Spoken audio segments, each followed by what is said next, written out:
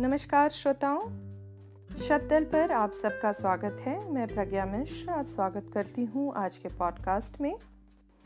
दोस्तों, post Covid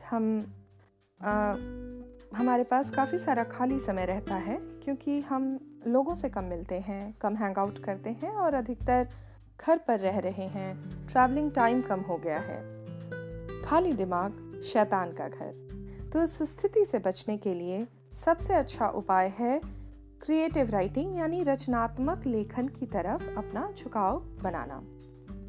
आज के पॉडकास्ट में मैं आपसे बातें करूंगी कि क्या है रचनात्मक लेखन, इसके प्रकार और क्यों जरूरी है रचनात्मक लेखन। जब लेखक अपनी मौलिक अभिव्यक्ति को रचनात्मक तरीके से प्रस्तुत करते हैं तब वह कहलाता है रचनात्मक लेखन। रचनात्मक लेखन रचनात्मक सोच को विकसित करती है। इस प्रकार के लेखन के उदाहरण हैं उपन्यास, कविता, निबंध, नाटक इत्यादि।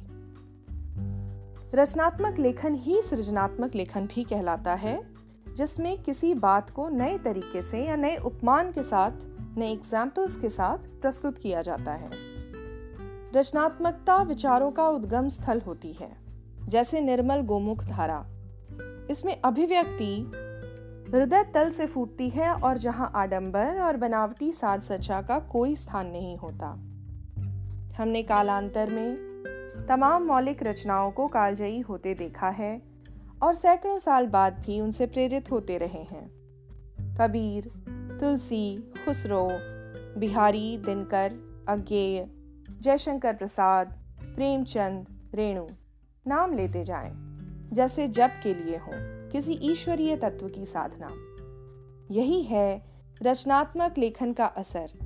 वह कालजयी रचना को जन्म देती है। पर हम बच्चों को ये नहीं कह सकते कि बेटा नहीं, ये क्या लिख डाला तुमने, इसको कौन पढ़ना चाहेगा। उनकी कोमल अभिव्यक्तियों को स्थान देकर उन्हें प्रोत्साहित करना रचनात्मक सोच के पालने में जीने बराबर है।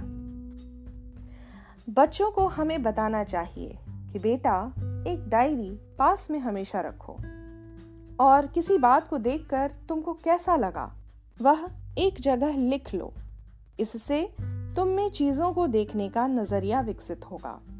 ऐसा करने से आविष्कार करने वाली बुद्धि के बच्चे बनेंगे। कहते हैं ओल्ड इज गोल्ड कहलाता है, इसलिए तो कानपुर आज भी दुलारी ज्वेलर्स ग्रुप पर अपना भरोसा जताता है। दुलारी ज्वेलर्स ग्रुप, कानपुर की pure old and trusted jewellery showroom. Visit की Dulari jewellers, Kidwai Nagar and Dulari jewellers, Lal Bangla. समाज का रिनेसा है रचनात्मक लेखन, जहां आदमी बीजगणित का भी होता है और कैनवास की तुलिका का भी होता है। रचनात्मक लेखन हमारे मन में घर कर गए रूढ़ियों को तोड़ता है, हमें उतना ही सरल होना सिखाता है जितना सरल स्वयं सृजन है। अब बात आती है कि क्या नहीं है रचनात्मक लेखन। तो देखिए, आमतौर पर रोजमर्रा में पढ़े जाने वाला समाचार, आपसी पत्राचार, परीक्षा में लिखे गए उत्तर, बिलबोर्ड पर लगी सूचनाएं, ये नहीं है रचनात्मक लेखन।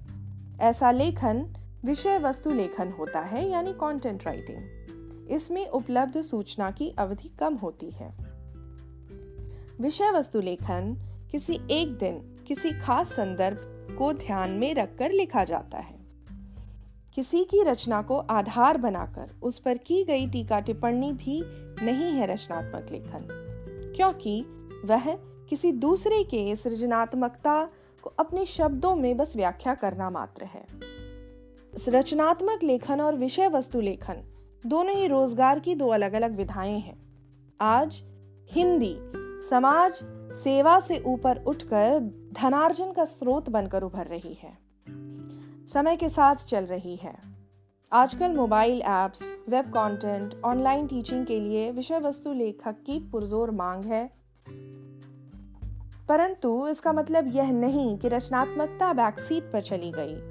रचनात्मक बने रहने के लिए किया गया अध्ययन हमारी मौलिकता को पुख्ता करता है, जिससे हम लंबे समय तक किसी भी फील्ड का बाजार कैप्चर रख सकते हैं, क्योंकि नई सोच ही नई संभावनाओं को जन्म देती है और हर नई संभावनाओं के साथ खुलते हैं अवसर के नए पट।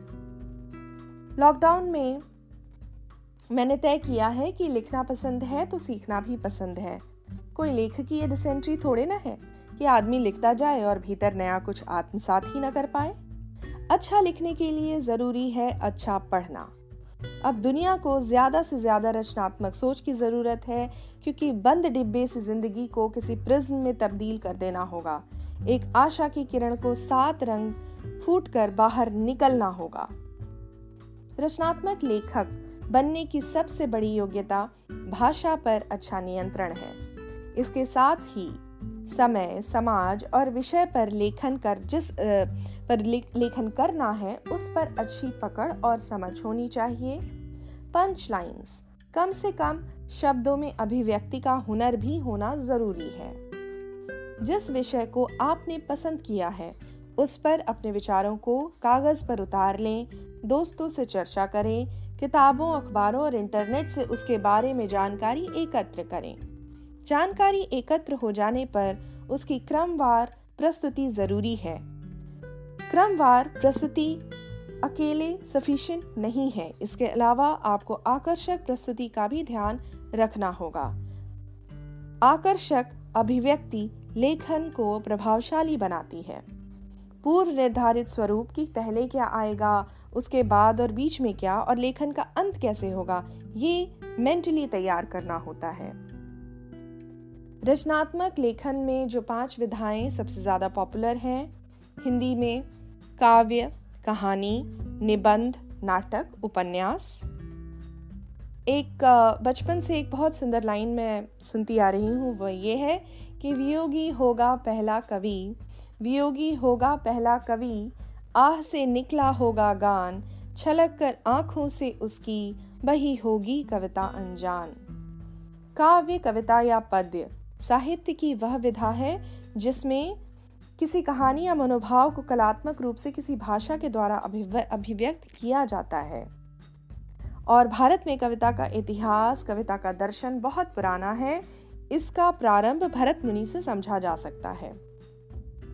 कहानी हिंदी में गद्य लेखन की एक विधा है जो मनुष्य के जन्म के साथ ही कहानी का भी जन्म हुआ और कहानी कहना तथा सुनना मानव का आदिम स्वभाव बन गया।